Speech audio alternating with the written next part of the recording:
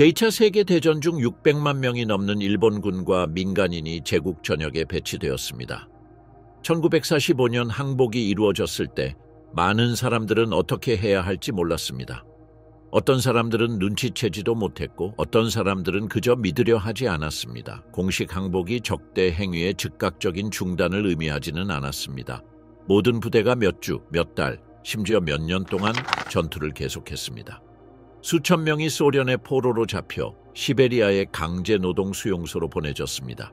수백 명은 전쟁이 아직 끝나지 않았다고 확신하며 외딴 정글에서 저항했습니다. 그리고 마침내 그들이 돌아왔을 때 그들의 조국은 더 이상 그들이 기억했던 모습으로 존재하지 않았습니다. 제국이 붕괴된 후 일본 군인들은 어떤 운명을 맞이했나요? 전쟁이 끝난 후에도 수천 명의 사람들이 계속 싸웠던 이유는 무엇입니까? 포로들은 시베리아에서 어떻게 살아남았을까요? 그리고 왜 그들은 수십 년 동안 잊혀졌을까요? 최후의 칙령, 제국의 항복과 일본군의 몰락. 1945년 8월 15일 오후는 일본 제국 군사사에서 가장 파괴적인 순간이었습니다. 열도 전역으로 전파된 라디오를 통해 히로히토 천황은 수세기 동안 이어져 온 전통을 깨고 국민에게 직접 연설했습니다. 교쿠온 방송으로 알려진 이 방송은 상상도 할 수 없는 일, 우길 제국의 무조건 항복을 알렸습니다. 8월 15일 천황의 항복 선언 이전에도 일본군이 이미 내부적으로 분열되기 시작했다는 사실을 기억하는 사람은 거의 없습니다.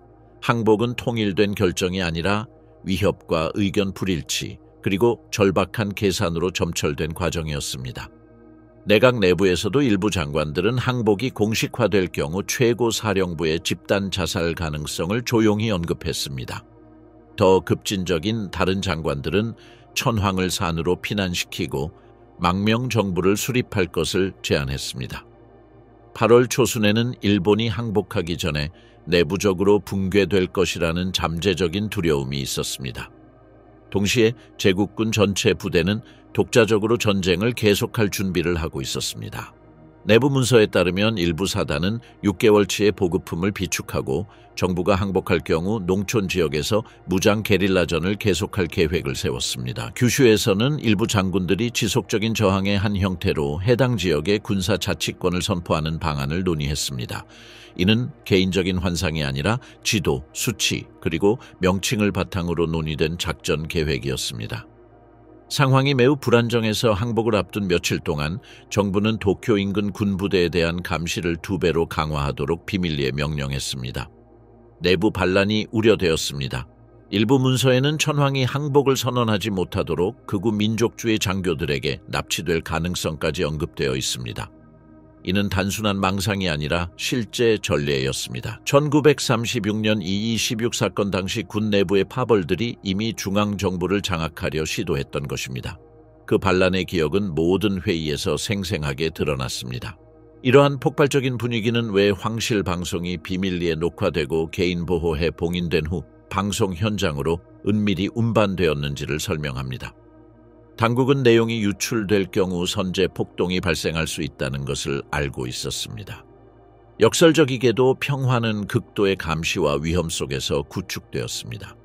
천황의 말을 경청한 일본은 질서 있게 패배한 국가가 아니라 붕괴 직전의 국가였습니다. 제국의 메시지는 몇 주간의 절박한 숙고 끝에 도착했습니다. 히로시마와 나가사키에 투하된 원자폭탄은 이전의 어떤 군사적 계산도 뛰어넘는 파괴력을 보여주었습니다. 8월 8일 소련의 갑작스러운 참전은 협상을 통한 평화의 마지막 희망을 무너뜨렸습니다. 일본은 완전한 멸망에 직면했습니다. 그러나 황제의 연설 내용은 곧바로 혼란을 야기했습니다. 고어체 일본어로 쓰였고 전달 방식도 형편없었으며 의도적으로 항복이라는 단어를 사용하지 않았습니다. 이러한 모호함은 일본 참모본부 내부의 위기를 초래했습니다. 불명예 전에 죽음의 교리를 훈련받은 장교들은 현실을 받아들이기를 거부했습니다. 8월 15일 새벽 긴장이 폭발했습니다. 하타나카 겐지 소령이 이끄는 육군 장교단은 천황의 서신이 유포되는 것을 막으려 했습니다. 규조 사건은 일본 군국주의의 마지막 기세를 상징했습니다. 음모자들은 천황의 서신 녹음물을 파괴하기 위해 황궁을 습격했습니다. 그들의 목표는 무장 저항을 유지하는 것이었습니다. 쿠데타는 새벽 전에 실패했습니다. 하타나카와 그의 협력자들은 실패라는 치욕을 감수하기보다는 의식적인 자살을 선택했습니다. 쿠데타 시도가 무산되자 최종 항복 의정서가 발효되었습니다. 1945년 9월 2일 도쿄만에 정박한 미 해군 전함 USS 미주리회에서 항복 문서가 정식으로 서명되었습니다. 시게미츠 마모루 외무대신과 우메즈 요시지로 장군이 이끄는 일본 대표단은 제국의 완전한 항복 문서에 서명했습니다. 연합국 최고사령관으로 임명된 더글러스 맥아더 장군은 승전국을 대표하여 항복을 수락했습니다. 이 법적 조치는 전례 없는 변화를 촉발했습니다. 맥아더는 일본에 대한 절대적인 권력을 장악하여 1952년까지 지속될 군사 점령을 시작했습니다. 그의 첫 번째 지시는 명확했습니다. 바로 제국 육군과 해군의 즉각적이고 완전한 해체였습니다. 1945년 9월 15일 서명 이주 후 제국 총사령부는 공식적으로 작전을 완화했습니다. 모든 군 지휘 기능은 연합군 최고사령부 SKAP의 직접 명령에 따라 정지되었습니다. 군축 지시는 무자비하게 정확하게 집행되었습니다. 200만 톤이 넘는 전쟁 물자가 압수 파괴되거나 연합군의 통제해 저장되었습니다. 보병 무기, 대포, 장갑차, 항공기, 지뢰, 탄약, 어뢰는 일본군 무기고에서 체계적으로 사라졌습니다. 미군 부대는 의무적인 항복 지점을 설정하고 꼼꼼한 등록 양식을 작성했습니다. 동시에 새로운 질서 속에서 전직군 장교들이 공직에 취임하는 것을 금지하는 숙청 정책이 시행되었습니다. 수천 명의 고위 장교들이 정치적, 직업적으로 자격을 박탈당했고 많은 경우 전쟁 범죄 연루 혐의로 조사를 받는 동안 재판 전 구금되었습니다.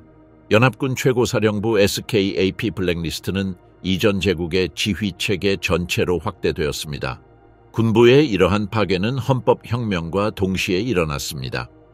1946년 연합국 최고사령부에 직접 감독해 일본 국가의 본질을 완전히 재정해야 하는 새로운 헌법이 공포되었습니다. 천황은 실질적인 정치 권력이 없는 상징적 존재로 전락했습니다.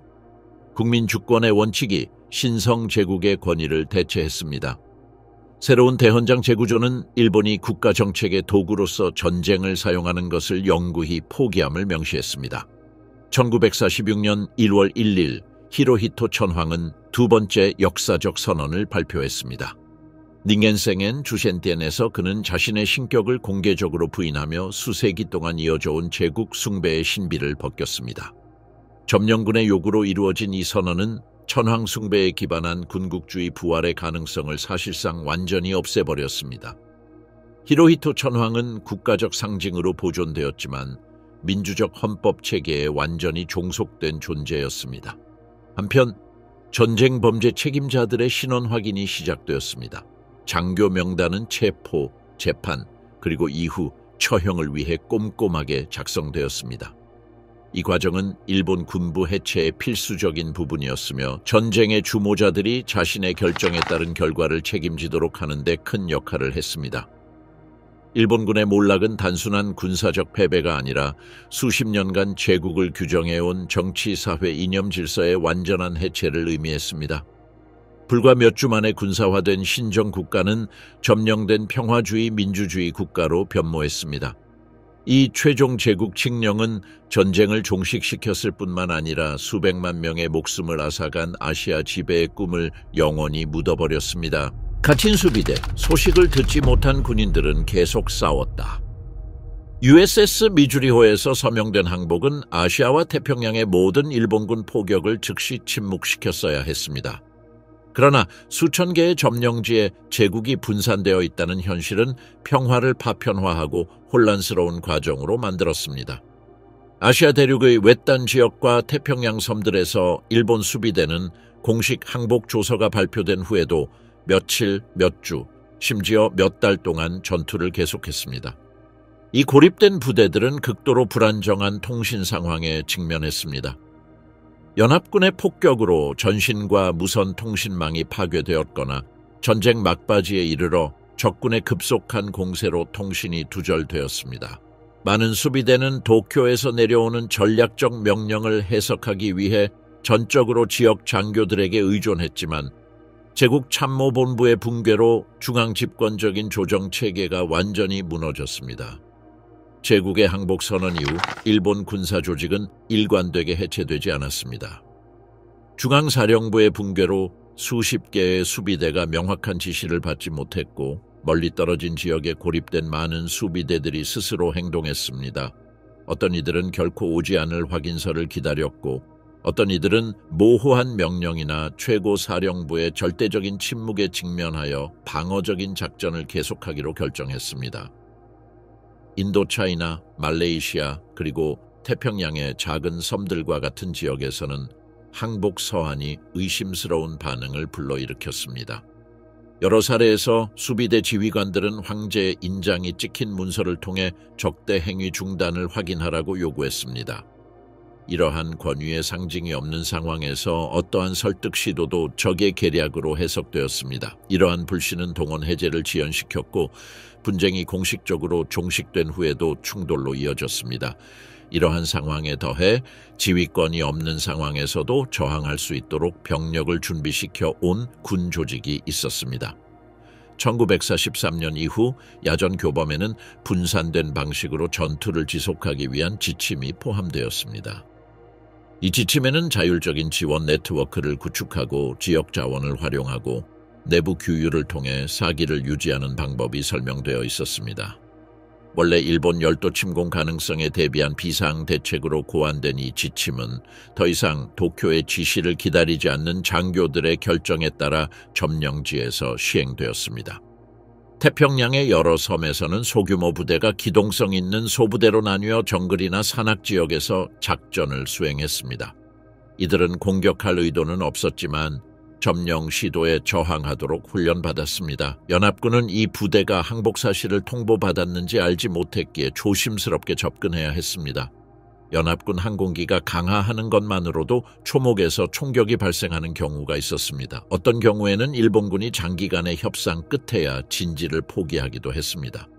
어떤 경우에는 공식적인 연락 임무가 필요했고 통역과 사절들이 황제 연설에 공증된 사본을 소지해야 했습니다. 그럼에도 불구하고 일부 지휘관들은 육군성의 구체적인 지시가 첨부되지 않았다는 이유로 연설 내용을 거부했습니다. 여전히 무너진 전통적인 지휘체계에 대한 집착은 비정규적인 수단을 통해 전달된 발표보다 여전히 더 중요했습니다. 공식 항복에도 불구하고 아시아 태평양 지역에서 일본군이 철수하는 데 걸린 기간과 복잡성은 작전상의 분산 정도가 얼마나 심각했는지를 여실히 보여주었습니다. 갈등은 즉시 끝나지 않았습니다. 지도의 가장자리와 장교들의 결정에 따라 분열된 차에 지속되었고 이를 억제할 체계가 없었기에 그들은 교범 훈련 그리고 신념에 의지하여 전쟁의 진정한 종식을 결정해야 했습니다. 만주는 이 장기전에서 가장 중요한 전선이 되었습니다. 서유럽 면적에 달하는 영토의 70만 명이 넘는 병력을 보유한 관동군은 8월 초부터 소련의 8월 폭풍 작전에 직면해 있었습니다. 스탈린이 중립조약을 파기하고 정력적인 공세를 개시했을 때 많은 일본 부대가 포위당해 패배했지만 다른 부대들은 제국의 항복 소식을 듣지 못한 채 방어 진지를 구축했습니다. 버마의 정글에서는 영국군과 지역 게릴라의 괴롭힘을 받는 일본군이 1945년 10월까지 활동했습니다. 항복 명령은 확인되지 않은 소문으로 전해졌고 많은 지역 장교들은 이를 적의 선전으로 여겼습니다.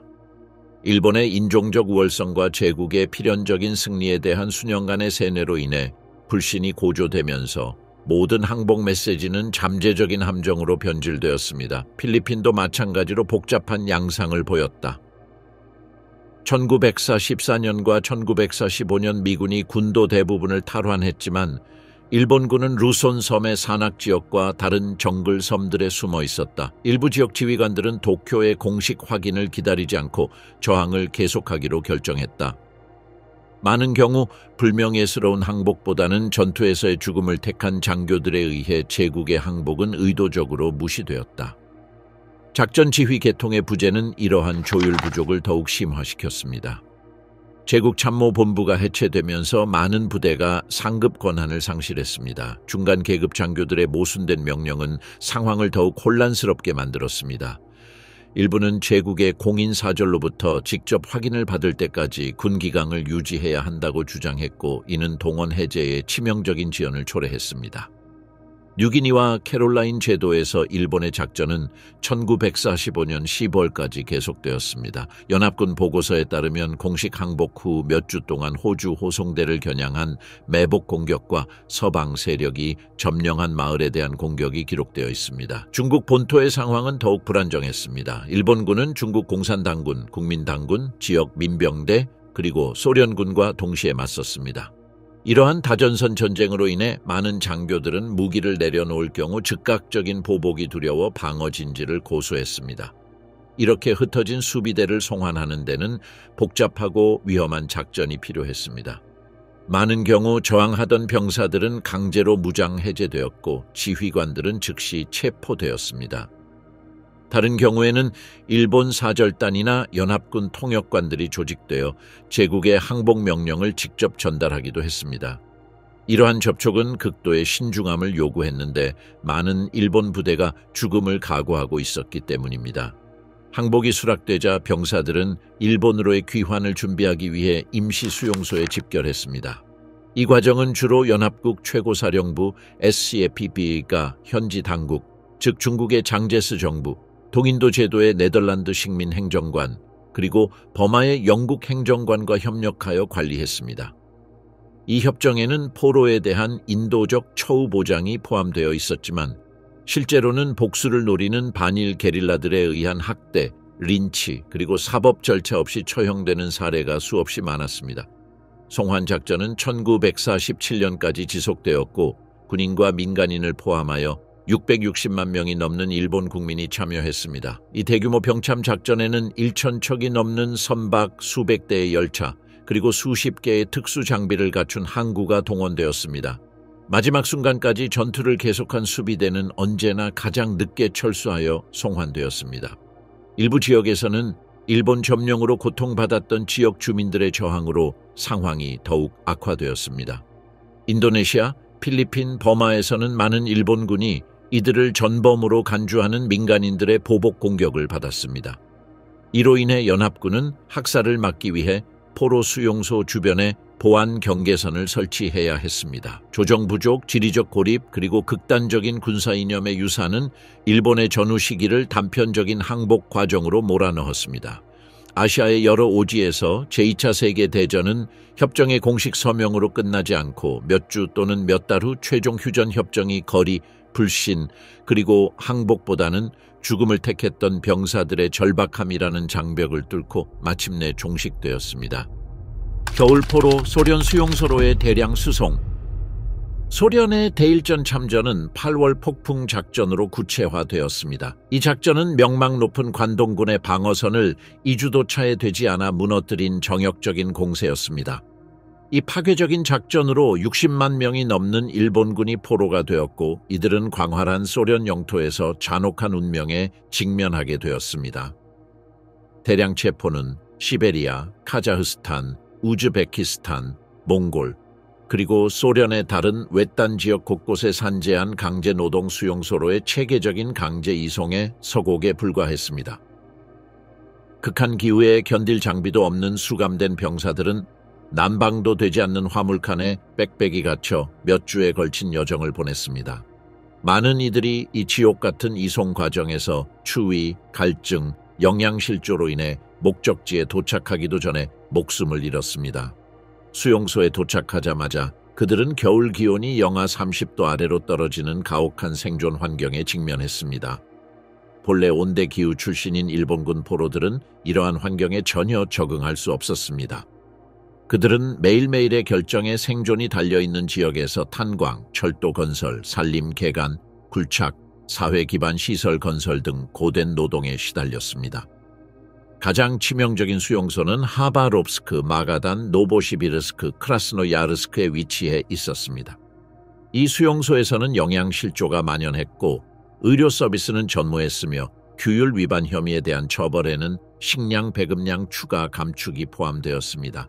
이질, 폐렴, 결핵과 같은 질병은 기본적인 위생관리조차 불가능한 과밀 수용소에서 통제 불능으로 확산되었습니다. 소련 행정부는 일본군 포로들을 국가 재건에 유용한 요소로 분류했는데, 이는 관료주의적인 꼬리표로 전쟁으로 황폐해진 지역으로의 포로 배치를 정당화하는 것이었습니다.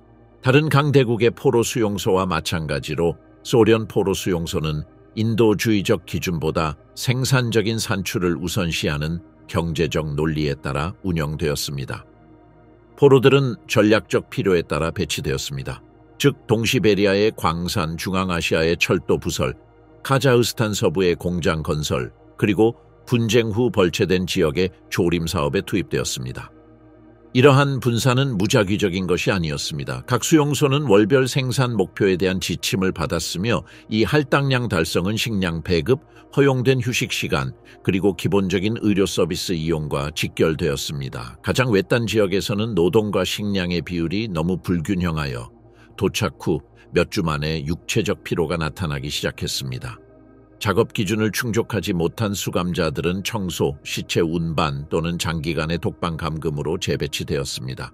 작업은 종종 12시간 이상 지속되었고 겨울에도 최소한의 방해만 있었습니다.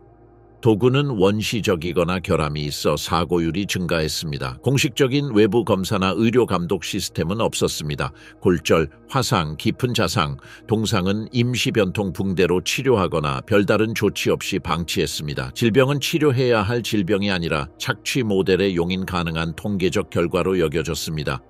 수감자들은 육체 노동 외에도 NKVD 내부 위원회의 감시를 받았으며 이 위원회는 그들의 행동을 평가했습니다. 각 분견대는 수감자들의 이념적 협조 정도를 매주 보고해야 했는데 이 이념적 협조 정도는 각 개인의 미래 운명에 영향을 미치는 지표였습니다. 이러한 감시와 외부 세계와의 완전한 고립은 즉각적인 귀환에 대한 기대를 무너뜨렸습니다. 대부분의 수감자들은 소련 영토에 얼마나 오래 머물게 될지 전혀 알지 못했습니다. 일부 수용소는 체포 후 몇 달이 지나서야 전쟁 종식에 대한 세부 사항을 보고했습니다. 이러한 제도적 불투명성과 의사소통의 부족으로 인해 소련 내 일본 포로들의 생활은 끊임없는 불확실성의 체제로 바뀌었고 시간의 흐름은 날짜가 아닌 계절, 질병, 체력 저하로 측정되었습니다. 스탈린은 이 포로들을 전쟁 피해 복구에 사용하기로 결정했습니다. 독일과의 4년간의 분쟁으로 황폐해진 소련은 산업 기반 시설을 재건하기 위해 일본인 노동력을 경제적 자원으로 활용했습니다. 이 결정은 전쟁포로 처우에 관한 제네바 협약을 체계적으로 위반하는 것이었지만 소련은 조약의 서명국이 아니었고 아무런 처벌도 받지 않았습니다. 소련 기록과 이후 일본의 조사에 따르면 이 수용소에서 약 5만 5천 명의 수감자가 사망한 것으로 기록되어 있습니다. 사망률은 지역에 따라 달랐지만 일부 수용소에서는 수감 인구의 10%를 넘었습니다. 주요 원인은 동상, 기아, 그리고 적절한 치료 없이 확산된 전염병이었습니다. 살아남은 병사들은 절단, 만성질환, 그리고 평생 그들을 괴롭힐 신체적 외상을 안고 돌아왔습니다. 수감자들은 신체적 고통 외에도 의무적인 사상 재교육 프로그램을 받았습니다. 소련 정치위원들은 공산주의 세뇌 교육을 실시하여 전직 제국군 병사들을 마르크스 레닌주의 동조자로 전환시키려 했습니다. 일부 수감자들은 편의나 생존을 위해 이러한 프로그램에 협력했고 이는 수감자들 사이에 깊은 갈등을 야기했습니다. 이러한 협력자들은 나중에 일본으로 송환되어 보복과 재판을 받게 되었습니다. 포로 송환은 10년 넘게 지속된 정치화되고 장기적인 과정이 되었습니다. 첫 번째 송환은 1946년에 시작되었으며 나우트카와 블라디보스토크 같은 항구에서 일본 마이즈루 항구로 소규모 부대가 이동했습니다. 그러나 대규모 송환은 1947년이 되어서야 이루어졌고 마지막 공식 송환은 종전 후 10년이 넘은 1956년에야 완료되었습니다. 이러한 지연은 미국, 영국, 호주가 포로로 잡은 일본군 포로들의 처우와는 극명한 대조를 이루었습니다. 서방 강대국에 의해 억류되었던 병사들은 1945년에서 1947년 사이에 훨씬 더 인도적인 환경에서 송환되었습니다. 서방연합국이 운영하는 수용소에서 포로들은 충분한 식량과 기본적인 의료 서비스를 제공받았으며 가족과 연락할 수 있었습니다. 사망률은 시베리아의 침묵의 학살에 비하면 미미했습니다. 이러한 차별적인 처우는 일본의 복잡한 역사적 기억을 남겼습니다. 소련의 많은 전 포로들은 극심한 고통의 산 증인으로 귀환했는데 그들의 증언은 서방인들에게 억류되었던 사람들의 경험과는 극명하게 대조되었습니다. 시베리아에서 온 일부 포로들은 송환 직후 수년간의 체계적인 학대로 인한 신체적 후유증으로 사망했습니다. 소련의 경험에 깊은 영향을 받아 귀국한 이들 중에는 공산주의에 대한 이념적 동조를 지닌 이들도 있었는데 이는 일본 당국과 연합군 점령군의 감시 대상이 되기도 했습니다. 이러한 이념적 분열은 참전 용사들이 전후 일본 사회에 재통합하는 과정을 더욱 복잡하게 만들었습니다. 이후 수십 년 동안 전직 수감자 단체들이 결성되어 소련, 그리고 이후 러시아의 공식적인 사과와 보상을 요구했습니다. 모스크바는 공식적으로 학대를 인정하지 않았지만 일본과 러시아 역사학자들의 공동 연구를 통해 소련 영토 곳곳에 수백 개의 수용소가 존재했음이 기록되었고 수감자 수, 노동 생산량, 사망률에 대한 상세한 기록이 함께 제공되었습니다. 소련 영토에 60만 명이 넘는 일본군이 포로로 잡혀 있었던 것은 20세기 가장 오랫동안 지속된 대량 강제 이주 중 하나입니다. 이는 전쟁이 공식적인 항복을 훨씬 넘어 과거 참전 용사들을 자국 영토에서 파괴된 강대국의 재건을 위한 일회용 자원으로 이용하는 체제의 희생자로 전락시켰음을 상징합니다. 이들에게 전쟁은 1945년에 끝난 것이 아니라 수년 또는 수십 년 후 강제로 부재하는 동안 완전히 변해버린 일본으로 마침내 돌아왔을 때 끝났습니다. 항복하지 않은 전사들, 일본 제국의 낙오자들, 동남아시아의 외딴 정글과 태평양에 흩어진 섬들에서 수십 명의 일본군이 공식적으로 종전된 전쟁을 계속했습니다. 훗날 일본군 낙오자로 불린 이들은 수년, 심지어 수십 년 동안 활발한 군사 작전을 수행하며 전쟁이 끝나기 전에 내려진 명령에 복종하고 항복을 생각할 수 없게 만드는 이념적 원칙에 따라 행동했습니다. 낙오자들은 탈영병이나 도주 범죄자가 아니라 제국군의 특정 명령에 따라 작전을 수행하는 정규군이었다. 그들의 행동은 극심한 지리적 고립, 자율적인 지역 지휘 체계, 그리고 현대전에 적응된 무사도의 교리적 영향이 치명적인 조합으로 작용한 결과였다. 이 전투원들에게 항복은 단순히 비난받을 만한 전술적 선택지가 아니라 황제에 대한 충성 서약을 근본적으로 위반하는 행위였다. 전쟁이 공식적으로 종전된 후에도 여전히 활동하는 병사들이 남아있었던 것은 우연한 현상이 아니며 지리적 고립 때문만도 아니었다. 1944년 중반부터 제국군은 고립되거나 포위될 위험이 있는 부대를 위한 구체적인 지침서를 배포해왔다. 이 지침서는 한정된 수량으로 인쇄되어 야전 장교들에게 배포되었으며 자율적인 저항을 위한 규약을 명확하게 제시했다. 그들은 은신 상태를 유지하고 주변의 천연 자원을 활용하며 중앙사령부와 연락이 불가능하더라도 항복을 피하라는 지시를 받았다. 경우에 따라 이 지침에는 지하 대피소 설치, 탄약 보관, 기본적인 위생 및 방어 수칙 유지에 대한 지침이 포함되었습니다. 또한 기밀문서 파기, 천연 재료를 이용한 방어 함정 설치, 내부 숫자 코드를 이용한 외부 메시지의 신뢰성 판단 방법도 교육했습니다. 이 모든 것은 일본 열도, 직접 침공과 장기 저항의 필요성을 예상한 더 광범위한 방어 전략의 일환이었습니다. 이러한 명령의 기저에 깔린 교리는 무사도, 우시다오, 규범을 극단적으로 해석한 데 기반을 두었으며 제국 육군사관학교에서 현대전에 맞게 수정했습니다. 이러한 비전은 전투에서 개인의 용맹을 장려했을 뿐만 아니라 항복 가능성을 완전히 부정했습니다. 직무 수행 중 사망하는 것이 어떤 형태의 포로가 되는 것보다 낫다고 여겨졌으며 이러한 지시는 훈련, 교범, 입대 선서 그리고 공식 연설을 통해 반복되었습니다. 전쟁 말기에는 국가 선전을 통해 이러한 사고방식이 더욱 강화되었는데 국가는 가미카제 조종사와 이오지마 및 오키나와 수비대를 확고한 행동의 모범으로 미화했습니다. 이러한 이념적 틀 안에서 수년간 고립된 채 버텨온 병사들은 초기 훈련에서 주입된 기대에 따라 행동했습니다. 그들은 즉흥적으로 저항하지 않았습니다. 고립 상황에 대한 기존 지침을 따랐습니다. 그들은 종종 혼자가 아니었습니다. 전쟁 종전 후 첫 몇 년 동안 소규모 무장단체들은 군서열, 경비대, 야간 순찰, 그리고 수거하거나 약탈한 물자의 순환 배급을 통해 작전을 계속했습니다. 그들의 조직은 극한 상황 속에서도 그들이 익힌 조직력을 반영했습니다. 하지 못하는 데에는 또 다른 요인이 있었습니다. 바로 외부 정보원에 대한 완전한 신뢰 부족이었습니다. 이 병사들에게는 공인된 지휘 계통에서 직접 전달되지 않은 모든 메시지는 위조로 간주되었습니다.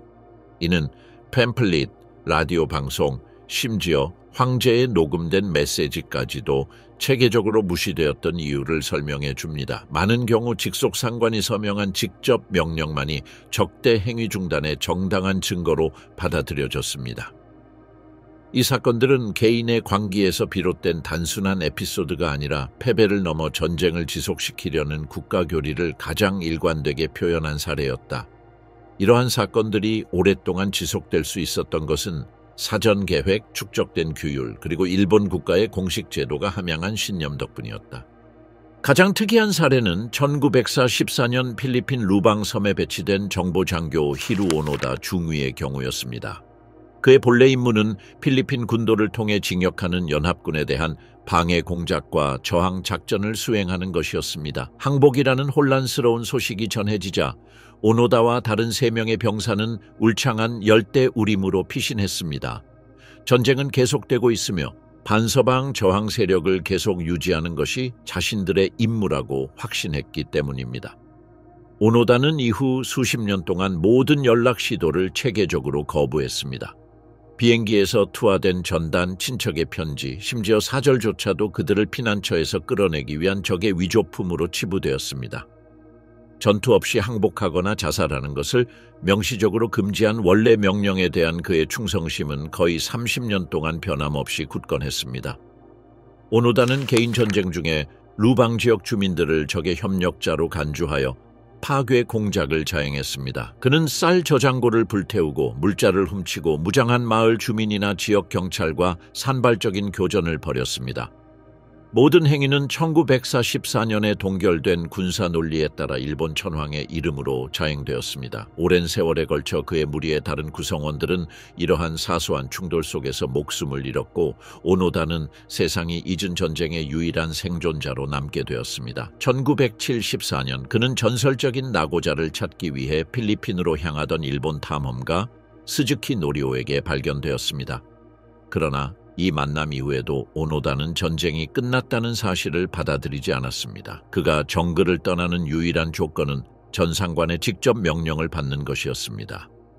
일본 당국은 당시 민간 서점 주인이었던 요시미 다니구치 소령을 찾아내 루방으로 전속시켰습니다. 1974년 3월 9일 다니구치는 오노다를 공식적으로 군 복무에서 해임했습니다. 10,416일간의 개인 전투 끝에 오노다는 완벽하게 작동하는 아리사카 소총, 충분한 탄약 전통 단검, 그리고 29년 동안 간직해온 제국군 군복을 들고 정글에서 나왔습니다.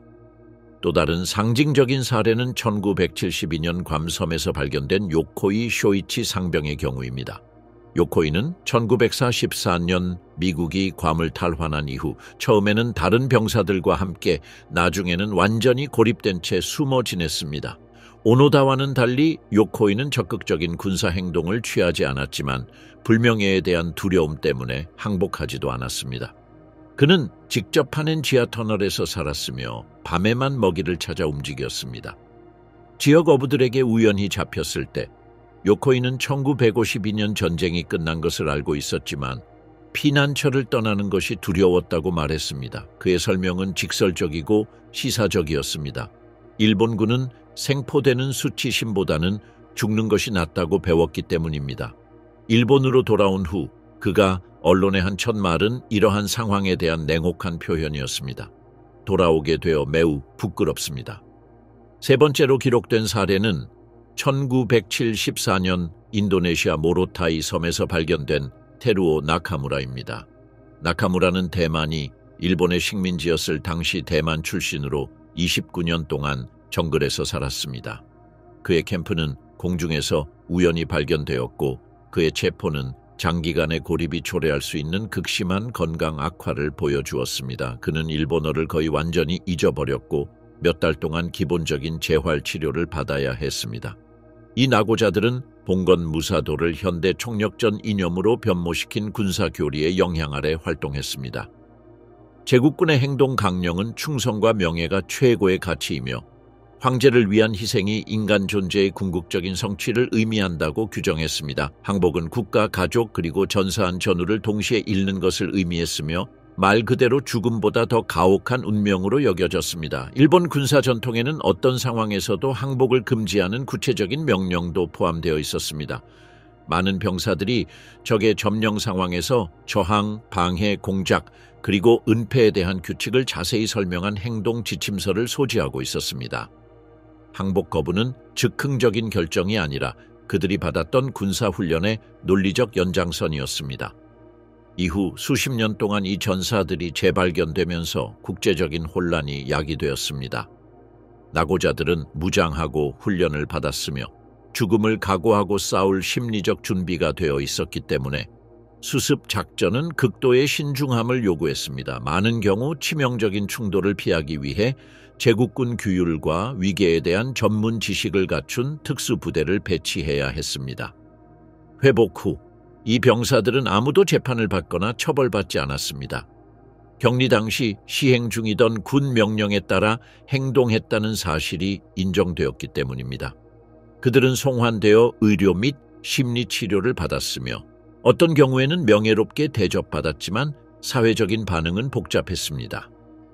어떤 이들에게는 영웅심과 확고한 신념을 상징하는 존재였지만 다른 이들에게는 일본이 극복했던 군국주의적 과거의 시대착오적인 잔재였습니다. 항복 후 수년이 지난 일본군 병사의 사례가 총 100건 이상 기록되었지만 극심한 고립 기간으로 인해 악명을 떨친 사례는 단 12건에 불과했습니다. 대부분은 필리핀, 괌, 인도네시아, 태국 그리고 캐롤라인 제도에서 발견되었는데 이 지역들은 정글 지형 덕분에 장기간 생존이 가능했습니다. 낙오자 송환에 대한 공식 연대기는 1974년 테루오 나카무라가 발견되면서 마감되었습니다.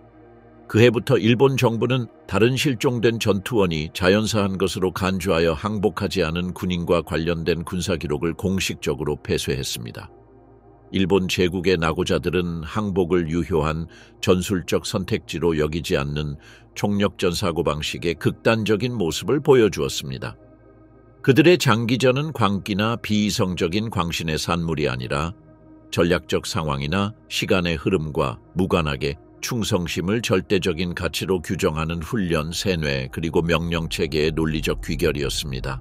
장군들의 재판, 도쿄 국제군사재판.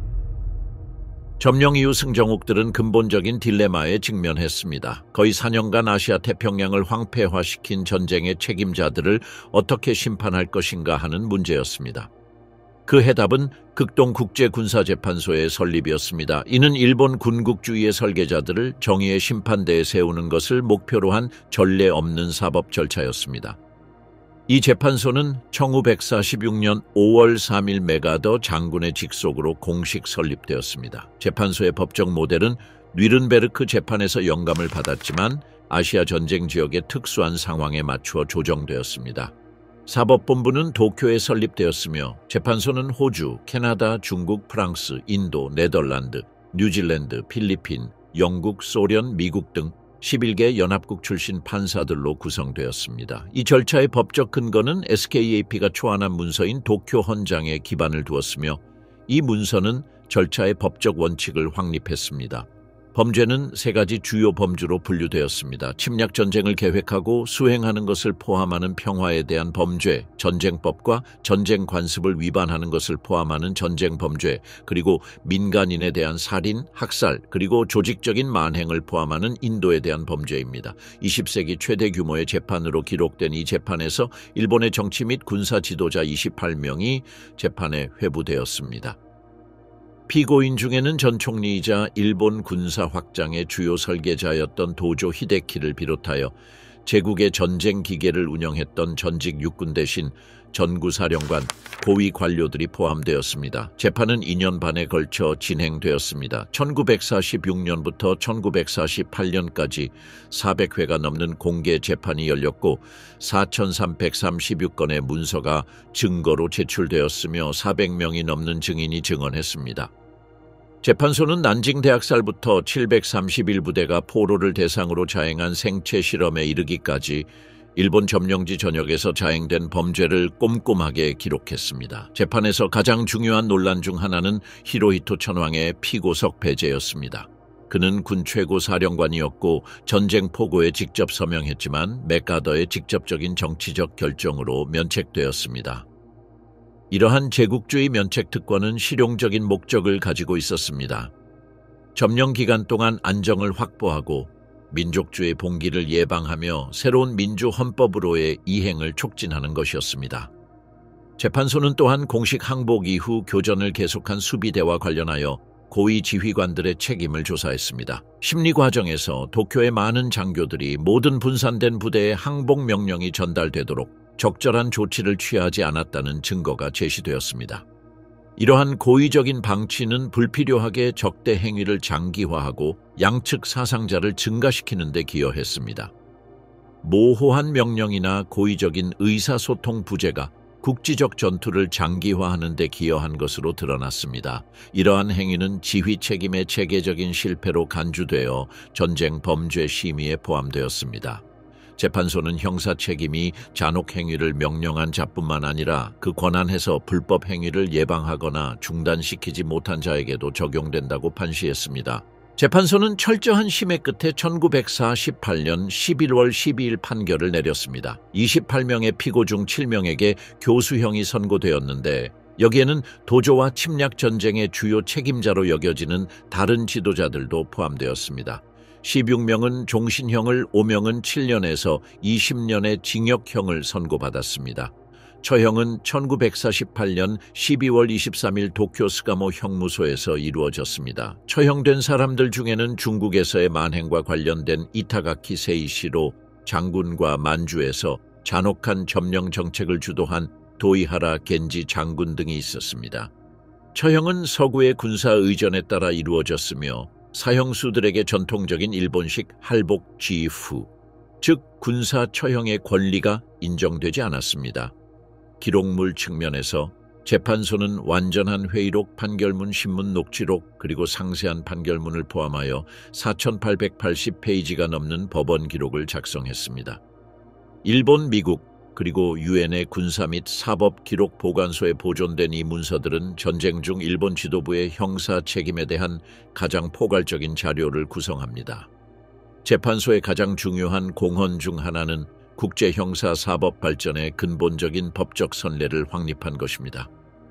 이 재판소는 침략 범죄와 반인륜 범죄에 대한 개인 책임 개념을 공고히 하고 지휘 책임을 군 및 민간 기관의 최고위급까지 확대했습니다. 이러한 원칙은 이후 재판소 그리고 궁극적으로 1998년 설립된 국제형사재판소 ICC의 개념적 토대를 마련했습니다.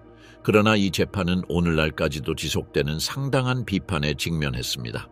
일각에서는 이 재판을 승자의 정의, Victor's Justice라고 규정했는데 원자폭탄 투하와 같은 연합군의 범죄를 의도적으로 배제하고 서방 인사들을 기소하지 않은 점이 특징이었습니다. 이러한 사법적 선택성은 재판 과정의 공정성에 의문을 제기했습니다. 에 대한 대중의 인식은 복잡하고 양극화되어 있었습니다. 어떤 이들에게는 역사적 책임을 인정하고 법에 기반한 새로운 국제 질서를 구축하는 데 필요한 조치였습니다. 반면 다른 이들에게는 국가적 굴욕이자 아시아 분쟁의 특수한 상황을 무시한 외부적 강요로 여겨졌습니다. 이후 수십 년 동안 많은 수감자들이 형기의 일부를 복역하고 1950년대에 일본과 미국 간의 외교 관계 정상화의 일환으로 석방되었습니다.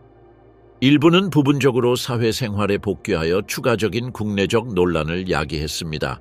반면 처형된 인물들은 야스쿠니 신사에 합사되어 중국 및 한국과의 외교적 긴장을 고조시켰습니다. 도쿄 재판의 유사는 일본에 미친 직접적인 영향에만 국한되지 않습니다. 이 재판은 침략 전쟁이 상급자의 명령이나 국가 정책과 관계없이 처벌 가능한 개인 범죄에 해당한다는 것을 확립했습니다. 또한 이후 분쟁에 적용될 지휘 책임 기준을 정의하고 국제인도법의 발전에 영향을 미친 사법 절차를 개발했습니다. 일본 군사사에서 이 재판은 정복 전쟁을 기획하고 수행한 지도자들에 대한 처벌 면제의 종식을 확실히 보여주었습니다. 이 재판의 판결은 최고 권력층부터 야전 부대, 심지어 공식 항복 후에도 작전을 계속한 수비대까지 형사 책임의 사슬을 명확히 확립했습니다. 도쿄 국제군사재판은 단순한 사법 절차가 아니라 전후 국제 질서의 국가 행동 규범을 재정립한 역사적 변혁의 기제였습니다. 이 재판의 판결은 일본 군국주의에 대한 장을 공식적으로 마무리하며 상부 명령에 대한 복종은 전쟁 범죄 혐의에 대한 정당한 변호가 될 수 없으며 형사 책임은 군 지휘 체계의 모든 계층에 적용된다는 것을 확립했습니다. 알려지지 않은 일본으로의 귀환, 황폐해진 조국에서 귀환한 군인들. 패정국 일본 전역에 흩어져 있던 600만 명이 넘는 일본 시민들을 대거 귀환시킨 것은 20세기 가장 복잡한 인도주의적 작전 중 하나가 되었습니다. 그중 약 350만 명은 제국 육군과 해군 소속 군인들이었으며 만주에 얼어붙은 평원에서 남태평양의 열대섬까지 뻗어있는 영토에 흩어져 있었습니다. 이 기념비적인 병참 작전은 주로 연합국 최고사령부 Supreme Allied Powers Command에 의해 조율되었습니다. 집결 지점에는 중국 본토, 한국, 대만, 필리핀, 버마, 인도네시아, 그리고 일본 수비대가 활동했던 2,000개가 넘는 태평양 섬들이 포함되었습니다. 일본의 입국항은 거대한 병참 허브로 변모했습니다. 마이즈루, 사세보, 하카타, 우라가, 가고시마, 요코하마는 알아볼 수 없는 조국으로 향하는 관문이 되었습니다. 귀환민들을 수송하는 배들은 주로 군함을 개조한 것으로 승객보다는 화물 수송용으로 설계되었습니다. 수천 명의 병사들이 환기가 제대로 되지 않는 화물칸에 갇혔는데 그중 다수는 극한 환경에서 수년간 전투를 치른 후 영양실조에 걸렸거나 병들었거나 부상을 입은 상태였습니다. 항해는 며칠 또는 몇 주 동안 지속되었고 위생 상태는 매우 열악했습니다. 어떤 병사들은 귀환 도중 질병이나 단순한 탈진으로 사망했습니다. 일본 항구에 도착하자마자 송환자들은 체계적이고 비인간적인 수용 절차를 밟았습니다. 후생성 직원, 통역관, 그리고 연합군 최고사령부 SKF 장교들은 이들에게 철저한 신원 확인 및 등록 절차를 시행했습니다. 각 병사는 외화, 무기, 군사문서 또는 전쟁 재산으로 간주되는 물품을 모두 반납해야 했습니다. 그 대가로 그들은 대폭 평가절하된 엔화, 송환 서류, 그리고 당국이 지정한 지역으로 가는 기차표를 받았습니다. 파견은 선택사항이 아니었습니다. 도시 전체가 방화와 핵폭탄 공격으로 파괴되었기 때문에 많은 군인들이 고향으로 돌아갈 수 없었습니다. 귀환민들은 도시 지역의 혼잡을 완화하고 사회 불안을 예방하기 위한 전략의 일환으로 피해가 덜한 농촌 지역이나 현으로 체계적으로 재배치되었습니다.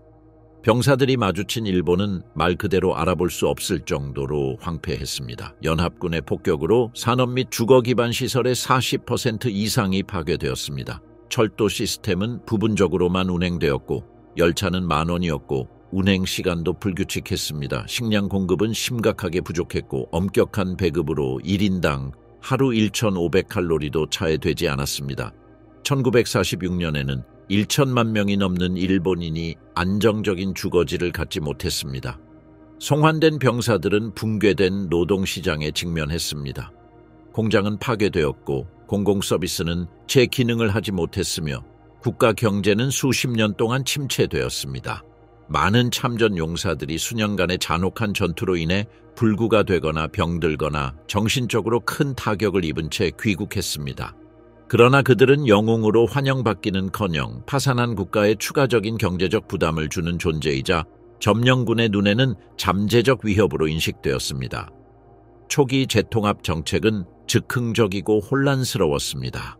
항구에는 환승센터와 임시막사가 설치되었고 병사들은 최종 목적지가 결정될 때까지 며칠 또는 몇 주 동안 결혼식을 올렸습니다. 상황은 매우 열악했습니다. 극심한 과밀 상태, 최소한의 위생시설, 밥, 소금, 희석된 된장국에 기반한 식단, 전염병이 빠르게 확산되었고 의료 서비스는 사실상 전무했습니다. 사회 문제의 심각성을 고려하여 국가 재통합 프로그램은 세 가지 주요 축을 중심으로 개발되었습니다.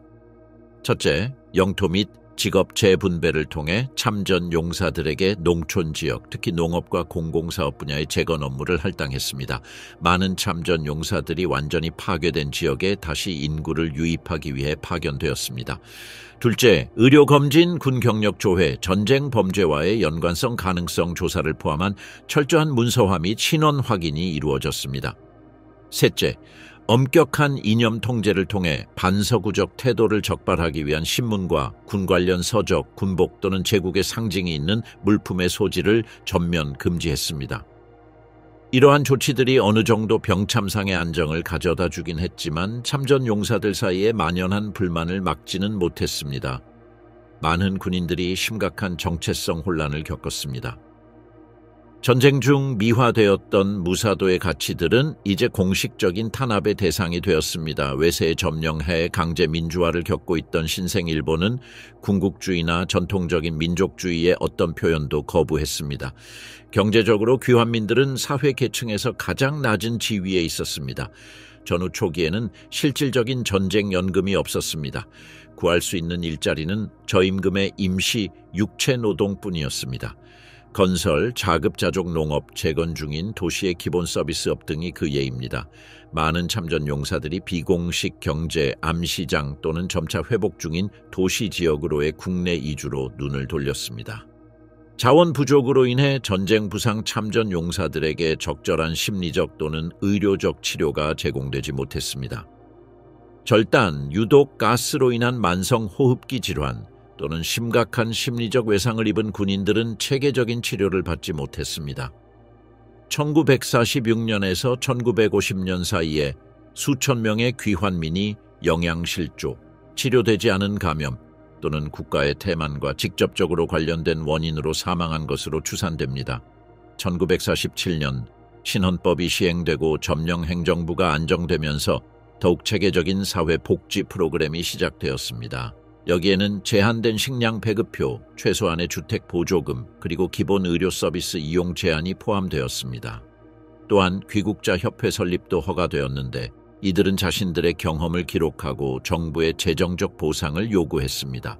그러나 사회적 낙인은 수십 년 동안 지속되었습니다. 참전 용사들이 국가적 영웅담에 통합되었던 다른 나라들과 달리 일본 군인들은 군사적 실패의 증인이자 신생 민주주의 일본이 완전히 지우고자 했던 제국주의적 과거의 계승자로 인식되었습니다. 이러한 제도적 모호성은 여러 세대에 걸쳐 공식적인 침묵으로 이어졌습니다. 귀환은 또한 심각한 인구 불균형을 초래했습니다. 노동 가능 연령 남성의 대거 귀환은 빈곤하고 고령화되었으며 주로 여성으로 구성된 민간 인구와 맞물렸습니다. 이는 1950년대 일본 가족 재편, 결혼 및 출산율, 그리고 노동시장의 전반적인 구조에 영향을 미쳤습니다. 심리적으로 많은 귀환민들은 일종의 내적 유배를 경험했습니다. 그들은 더 이상 존재하지 않는 제국을 위해 싸웠고 이제는 불법이 된 가치들을 옹호했으며 공개적으로 신성을 포기한 황제를 섬겼습니다. 약속된 군사적 영광과 완전한 패배라는 현실 사이의 대조는 참전 용사들뿐만 아니라 그들의 가족과 공동체에도 지속적인 트라우마를 남겼습니다. 일본군이 황폐해진 조국으로 귀환하는 것은 영웅적인 전환이 아니라 육체적, 정서적, 이념적 동원 해제라는 고통스러운 과정이었습니다. 대부분의 사람들에게 전쟁은 항복으로 끝나지 않고 외세의 침략에 지배당하고 자신들이 지켜왔던 모든 것을 무효화하는 가치관에 지배받는 알아볼 수 없는 나라와 마주하는 잔혹한 충격으로 끝났습니다. 그들의 재통합은 전후 일본이 직면한 가장 복잡한 사회적 과제 중 하나였으며 그 결과는 향후 수십 년 동안 일본 사회에 큰 영향을 미쳤습니다.